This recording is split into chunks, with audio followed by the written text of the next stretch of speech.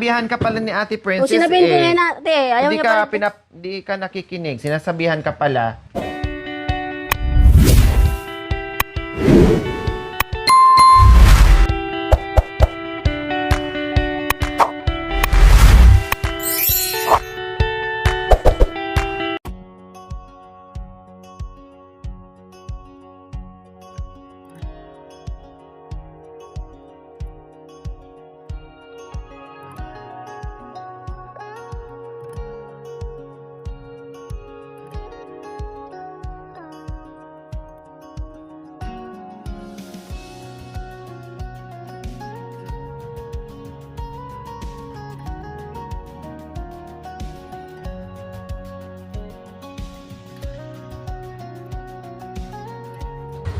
Yes, good morning po sa ating lahat mga kabayan. Nandito kaya ang mga tao. Oh, kumusta?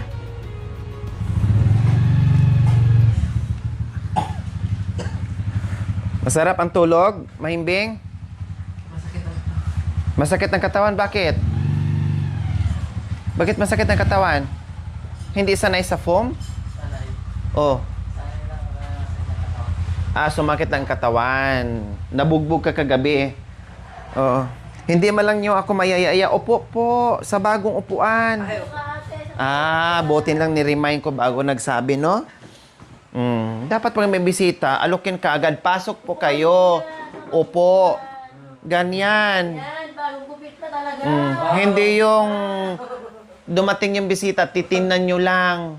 Pasok po kayo. Upo. Porque bago yung upuan nyo, hindi pwedeng upuan, ganon.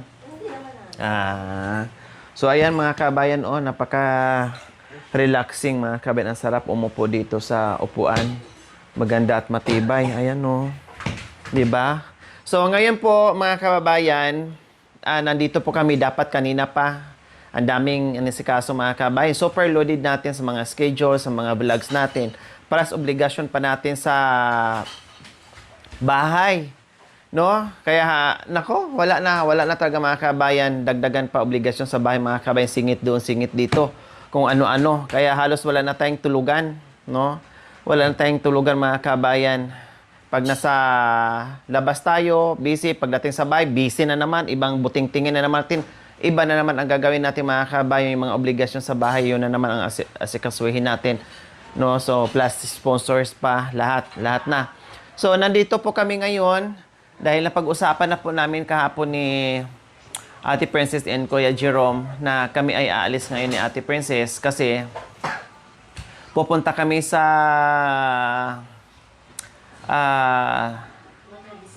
Water District para itanong namin doon kung ano ang status doon sa bill nila, no, kung anong dapat gawin. Dahil napag-usapan naman namin na hindi pala yun kay tatay na utang.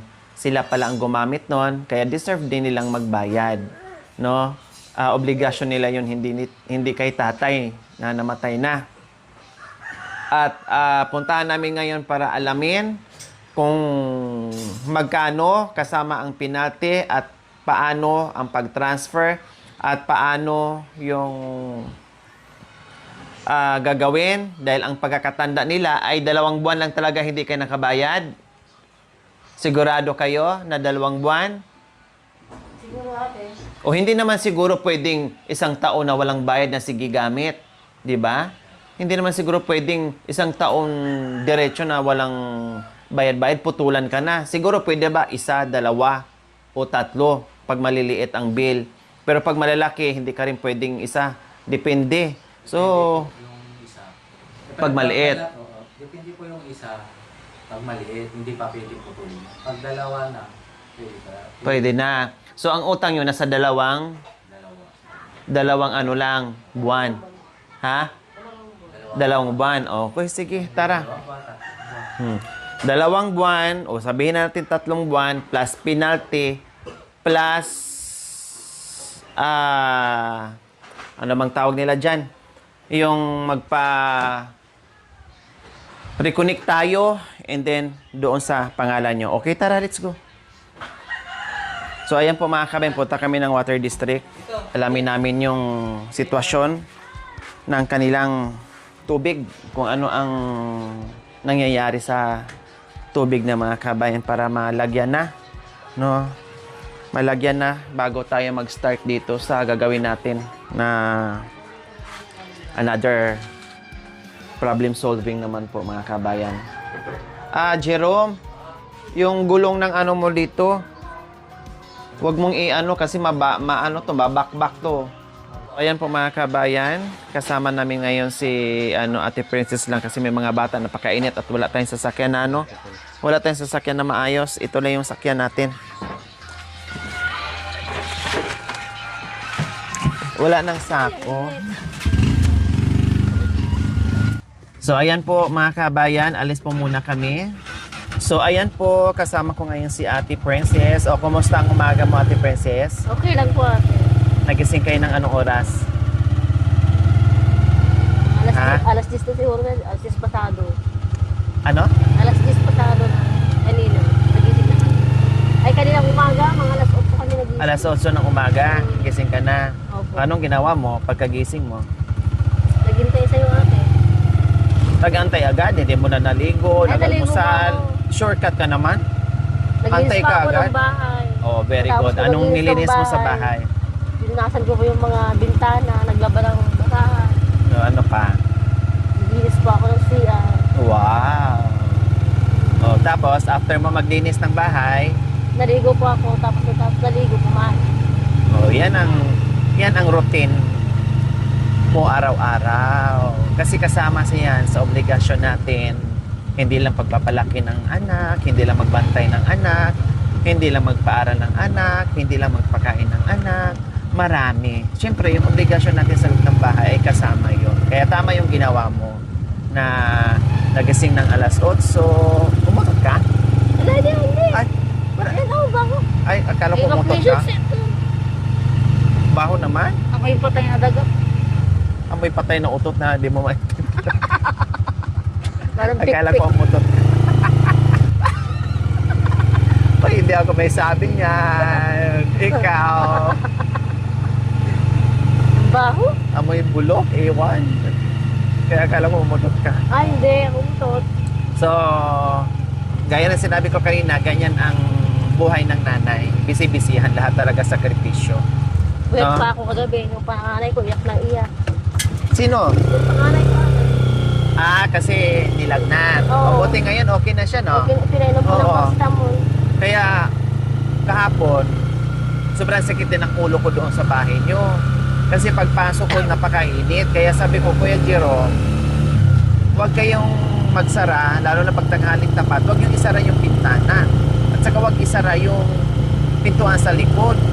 Kasi, grabe talaga yung init. Sumakit bigla ang ulo ko doon. Kaya sabi ko, uwi muna ako. O, tinan mo yung anak mo. Kasi siyempre, manginit ang panahon. Ay, talaga sobra. Kaya nung pinabuksan ko kay Kuya Jerome yung bitana at saka pintuan, kundi medyo may pumasok na mga, medyo malamig na ng konti. At paano? May hangin nang pumapasok. Kulog. Dala mo yung requirements mo?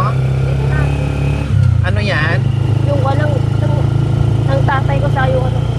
Yung nasa Death certificate mo? Oo. Sa'yo? Yung father ko. Oh, sabi mo, oo. Tinanong ko, death certificate mo? Oo. Baka kailangan nila natin yung ano. Oh, tama. akin. Tapos Kailangan yung, ko ng ano mo, national ID. national ID at birth certificate. So sana walang maraming issue, no? Para makapag palagay na ulit ng tubig. Kahit may libreng tubig mga kabayan, no? Ay hindi safe sa kanila. Pwede doon sa mga gamit-gamit sa pang-ano. Kung gusto pa rin na magtipid, panghugas-hugas, panglaba, nasa kanila na po yun. Basta yung inumin nila at gamit sa pang-araw-araw nilang pangsabaw, pangsaing, ay meron silang magamit, di ba? Pwede pa rin silang magigib doon, panglaba, panglinis. Pero syempre hassle na rin kay Jiro kasi pagod na si Jiro, di ba? Opo. Hindi na rin pwedeng magigib si Ate Pres kung magbuhat ng mabibigat kasi hingali naman. Linis-linis lang sa loob ng bahay at pagluluto ang asikasuhin mo. Si Jerome na ang bahala sa anak buhay. So ikaw naman ang bahala ngayon sa loob ng bahay. Kasama yung obligasyon pagbantay at paglinis sa loob ng bahay. Opo. Katulad kanina, nagising ka ng maga, naglinis, nagpunas sa mga bintana. Oh, very good. Yan dapat, ganyan.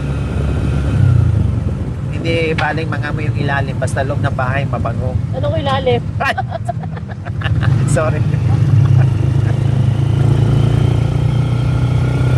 Hindi, mas mainam na rin mangamoy yung ilalim para hindi mabuting-ting. Talaga si ate ka naman biro. Kasi sa loob ng bahay, maabutan ng bisita, o, di ba? Oo. Kaya naman. Nakakahiya sa bisita. So, ayan, nandito na kami mga kabayan. Saan ba banda yan? So, ano district? Dito? Ay, yan sa kabila. Taga dito tayo, no? Pero ang hirap talaga mga kabayan pag hindi naglalayas. Saan? Doon, papasok doon na. Dito siguro, Doon, papasok doon kuya. Pag hindi ka, sa bayan mo. Minsan ka lang lalabas ka, pero hindi ka naman din nag-iikot. Aray ko!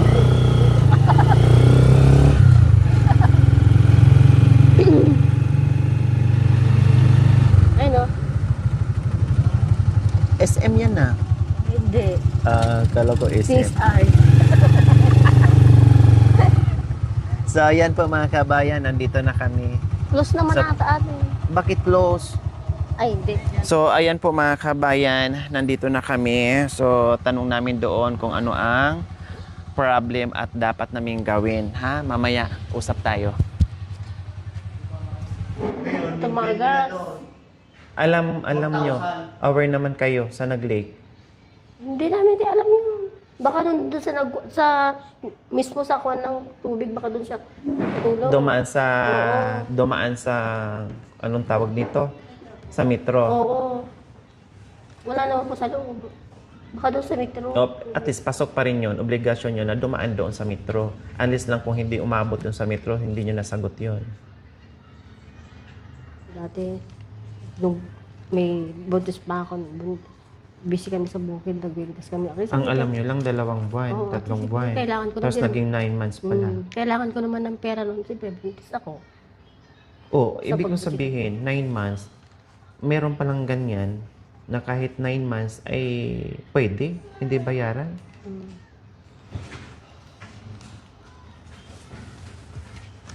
Ang bait ng ng water district. So hanggang 2 months na putol na agad. O dapat lang para kasi gano'n naman din kung hindi sila putulan within 10 months, sila din mahirapan, mapuputulan din. So ayan po mga kabayan, buti na lang maliit doon sa expectation nila na 8,000, no?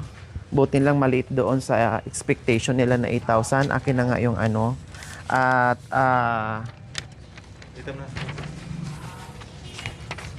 ito po yung mga kabayan, summary ng hindi nila nabayaran. Akala ko, sabi nila, 2 buwan, no? Kaya tama lang po talaga mga kabayan na alamin natin muna yung mga bagay-bagay at tinanong ko muna sila dahil saan nanggagaling yung sinasabi nila na 8,000. Imposible naman yun. Sabi ko sa akin siguro pwede pa kasi ang bill namin more or less 2,000 ang tubig namin. Ang binabayaran buwan-buwan.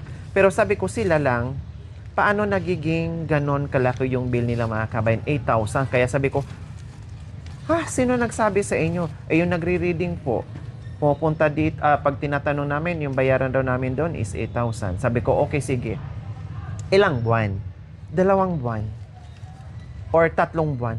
O sige, sabihin natin, pinakasagad na yun, 1,000 sa 3 buwan, magkano lang 3,000.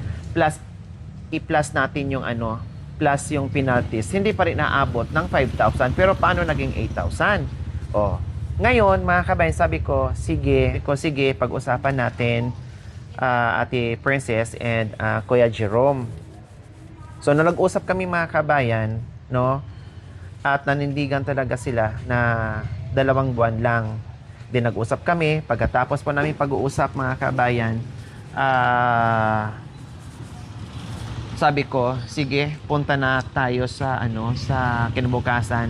Agahan natin punta tayo sa Prime or sa Water District po para alamin natin kung magkano talaga. So nagulat ako ngayon. Na-surprise ako na 9 months. Mabababa lang yung bill nila. Oh, mababa lang. Merong 189, 28, 189, 189, no?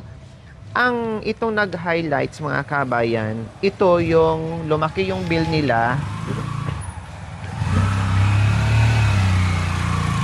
Lumaki yung bill nila mga kabayan, itong may highlights kasi may nag-leak sa loob ng bahay nila na dumaan na ng metro, syempre, no? Nag-leak. Kaya dito lumaki yung bill nila na umabot ng 4,157 plus penalties pa dito mga kabayan kung kailan sila naputulan. So, ang laki nitong leak, na hindi nyo alam, Hindi nila alam. Kasi, siguro hindi nila alam mga kabayan kasi nagpitas sila ng talong at doon sila natutulog sa atin niya. So, ito siguro yung time na yon na hindi nila napansin or hindi nila alam. Pero yung pag-uwi nyo ng bahay, may baha na, may nagsabi sa inyong kapitbahay na Sabi niya, nagtikit na yung tubig namin sa labas. kasi wala kayo na sa Bahay ng ate ko. bahay ng ate nyo. So, tama nga dito na nag-lake, kailang wala kayo. Kaya sabi ko sa inyo, hindi mo alam na nag-lake. Hindi mo alam kasi nasa bahay ng ate mo. No? So, ngayon, pag-uwi nyo, sinabi ng kapitbahay mo na, oy, Princess, nag-leak yung nyo. Binaha na yung bahay mo kasi nag-leak yung So, yun na yun. Okay. So, mas maganda kasi mga kami na wala tayong walang sabit na hindi yung mali nila ay dito natin singilin sa Prime or sa Water District mga kami. Kaya kinaklaro ko. So, sabi mo 2 buwan, bakit 9 months? So, aware ka dito na 9 months ang alam mo na 9 months ang kulang mo talaga dahil hindi ka nakabayad. Hindi ko po alam. Kasi madagal na po kasi. Ay, hindi mo alam kasi hindi ka na nagbabayad. Kasi maliliit lang naman to, naipo lang. Ang pinakamalaki dito ay yung 4,157.97. Ito lang bill nyo, may 28, may 189, 189, halos minimum lang to. 189, 189. Ayan lang ang mga bill nyo. Hindi na lumagpas ng mayroong 300, mayroon namang 400. Kasi penalty na to. Penalty, yung mataas dito, penalty. So, ngayon, ang mangyayari po dito mga kabayan, bayaran ko na sana kaagad. Bali, 6,868.43. So, dapat bayaran ko na to ngayon, yung almost 7,000. Kailang, hindi pa pwede kasi nagpalit kasi ng pangalan po mga kabayan. No, iba ang pangalan noon. Tapos ngayon, iba. Ang mangyayari po, mag-aantay muna daw ako ng 1 buwan, bago mabayaran natin ito. So, babalik ako dito by April 27 para bayaran yung almost 7,000. Pero, nagbayad na ako ngayon ng 400 para makabitan na po sila ng tubig ulit under sa pangalan ni Ate Princess. So, okay. At least, meron pa tayong 1 buwan na allowance bago natin mabayaran yung 7,000. At pagkatapos nito mga kabayan, panibagong kabit, di ko alam, baka mamaya or bukas, sunod araw, masaglit na naman po mga kabayan. Basta nagbayad na tayo, antay na lang natin na puntahan tayo ng magkabit. Okay, sige, tara. So, ayan po, Tita Susan, 6,000 po yung pinadala nyo. Almost 7,000 to. So, nag-remind po kayo sa akin kung kakapusin, update ko kayo. So, 1,000 na lang po ang i-add, no, para ma-settle natin next month by April 27 itong bill ni Ate Princess. Okay, tara, let's go. So, no problem na. No problem na po mga kabayan. Naayos na po natin yung tubig nila. Waiting na lang po tayo mga kabayan kung kailan tayo puntahan. Pero sabi ko nga, ay hindi tatagal, hindi abutin ng ilang araw ay makapitan na po sila ng tubig po mga kabayan. Kaya eto, sabi ko nga kanina ni Ate Princess, no, kasi dati daw ay hindi na nabayaran kasi buntis at the time, tama? Buntis Opo. ka dahil maraming gastos. Opo. O tulad ng ano bang pinagagastusan? Bakit hindi nabayaran yung tubig? Dapat papalikat ko po sa hospital. Pa-check up, tapos Kailangan ko ng mga bili ng gamit ng mga bata niya. oh, tapos yung mga anak pa, magbayad pa, Opo. bili ng gamit. Kaya lumubo ng lumubo or inabot ng ilang buwan. Opo. Ang pinakamatindi kasi nag-late na 4,000 ang binayaran mo. Plus 4,000 plus. So hindi nabayaran daw ni Ate Princess kasi buntis daw siya nung time na yon. Maraming kailangan, ganito, ganyan, bili ng gamit, nucho, lahat, kailangan. At umabot sa ganito. At pinaka big problem pa, wala sila dyan, hindi nagstay. Nandoon sa ate niya dahil nagpipita sila ng talong. O, hindi nabantayan. Kaya ngayon na makabitan tayo ng panibago, yung tinuro ko sa inyo na kung paano isaggregate yung bayad ng kuryente, tubig, gas, ay ihuhulog sa box para pagdating ng bayaran ay merong madudukot na hindi na mahirapan. Ha? Opo. O, kasi mahirap na. Eh siyempre, hindi na pwedeng paabutin ng ganitong kalaking bill. Eh paano kung wala ako? O, hindi naman lahat ng oras ay nandyan ako.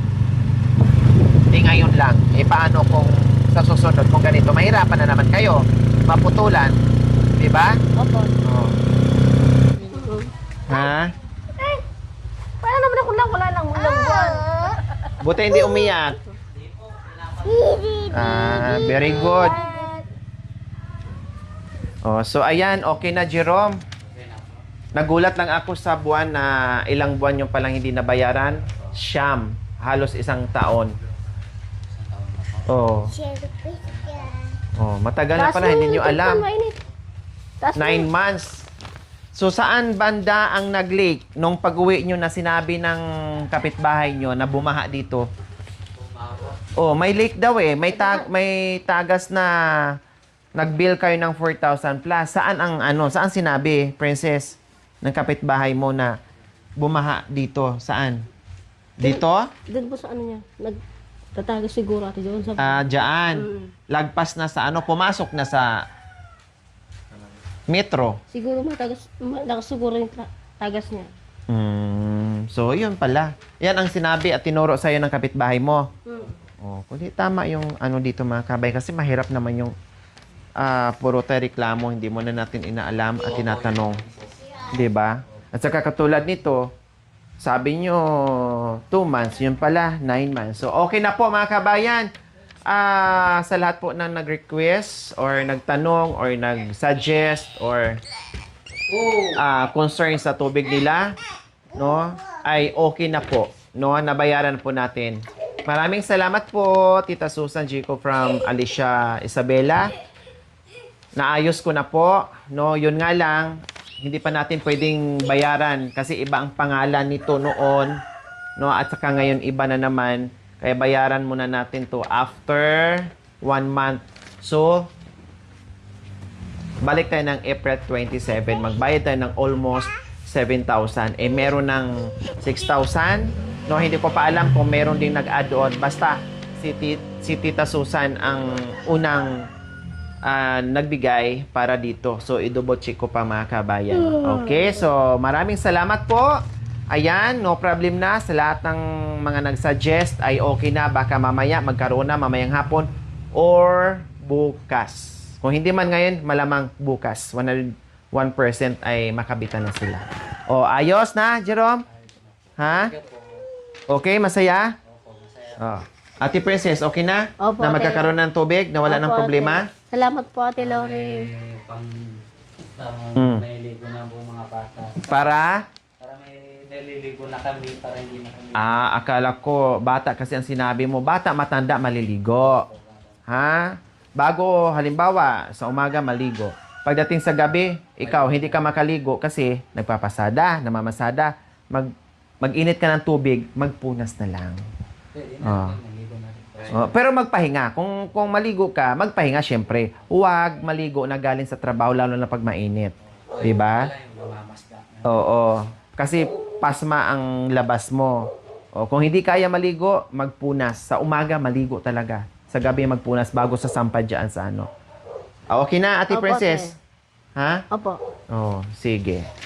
And, tawag nito, nasaan yung pinamili natin kahapon? May nail cutter yun, nakita nyo? Ako, meron po. O, nasaan yung nail cutter? Pahiram ako. Tatanggalin yung kuko mo. Wala ka. Hindi. May kuko ka ba? Wala Laki-laki na. oh, yung kuko niya. Dugyot. Pang ano? Dugyot. Pangkulangot? Yak. Nasaan na? Saan na nga eh? Nail cutter. Tanggalin mo yung kuko mo. Bumili ako ng nail cutter kasi tanggalin mo yung kuko mo. Yan. Anong gusto mo? Tanggalin mo yung kuko mo o ang tanggalin ko dito, nail O sige, cutter? tanggalin mo na yung bayag. Oh, yan. Lahat ng kuko, huwag magpahaba ng kuko. Katulad nung nakaraan, na disgrasya ang anak mo, kamunti ka na, natanggalan ng eyeball. Dahil na disgrasya, napakalikot ang mga anak mo, tapos ang haba ng kuko mo.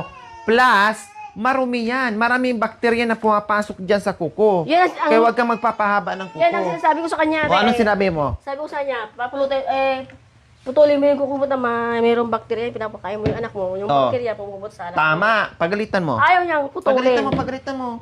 Nandito ako sa harapan mo, huwag kang mag-alala. Back-upan kita. Pagalitan mo. Puputulin mo yan ha. Pagalitan Hindi mo. mo puputulin ko yung bayag mo dyan. Oo, na yun na po. Kinain yung kutsilyo. Eh, Ang tapang mo ngayon, ha? sinusubukan mo nga. Ilabas mo. Matalim. Ilabas mo yung Hindi, bukas na lang. Hindi, mamayang gabi ka mo. Hindi bukas, mamayang gabi ilabas. ngayon na para makita ni ate. O, di ba tama? Sinabihan ka pala ni Ate Princess. O sinabihin ko ngayon ate. Ayaw Hindi niya ka, pa. hindi ka nakikinig. Sinasabihan ka pala. Huwag kang magpahaba dyan. Bukod, number 1, bacteria. Tapos Kahapon ko nagsusubo pa yan ka ng sinasabi anak sa mo. kanya. Ayaw niya Kinakain ng anak mo. Sinusubuan mo, magkakasakit sila. Plus, nasundot ang anak mo noong nakaraan dyan. Kamunti ka na sa mata. Saan nga natamaan? Dito po sa noo niya. Saan tumama? Sa noo. Sa noo, delikado kung namata. Paano na? Yung mata niya ang tatanggalin ko yun. Pag-awayan nyo pa ng mag-asawa. At higit sa lahat, magka-problema pa yung anak nyo. Kaya wag mo nang pahabain yan. Buti pala ate, pinaalala mo sa akin Ha, yung ha, nail cutter. Ha? Buti nga ate, pinaalala mo yung nail cutter sa akin. Oh. Sinadya ko yan talaga kahapon. Tinago ko kapon dito, naiwan Oo. ni ate yung nail cutter niya. Sabi ko, bumili ako ng nail cutter kasi nakita ko nga yung kuko niya. Ang haba. Ang haba. At sabi rin, napansin din ng ating mga viewers. Kaya bumili ako ng nail cutter kahapon doon. Nakalimutan ko kahapon kasi gabi na tayo natapos sa mga mikos-mikos natin dito. Kaya, naalala ko ngayon. Saan na yung nail cutter? Buti tinago mo. Kanina ko pa umaga yung sinasabi sa kanya, putulan niyo kuko niya. Sinabihan mo na pala. Opo. Ang tigas ng ulo? Madatnan ka ni ate, sabi ko. Mamaya. Yan nga, nadatnan ka tuloy. Nakita na naman yung kuko mo. Pagalitan mo. Antayin mo pa siyang puputol. Oo, na, pagalitan May mo. kutsilyo siya. Ganyan ang kamay mo no. Pati yung paa mo, dugyot. Ah, Ang dumi-dumi. Ayaw mag-nail ka. sinabihan ka na pala kanina, kailangan mo pa ako magsabi sa'yo eh. Kailangan natin ikaw magputol yung mga daliri niya. Sa sunod, Kutsilyo putulan ang ko na puputol talaga. mo. O, ganun na talaga gagawin ko sa susunod. Para wala nang tumubong ko dito na. Yung daliri ng putulan. Itago mo yan ha, kasi yung resibo nandyan, hanapin ng ano yan magkakabit. So, ayan po mga kabayan, no problem na. Maraming salamat. See you next episode po mga kabayan. We love you all. God bless us all. Bye. Mwah. Thank you for watching. Don't forget to like, share, and subscribe.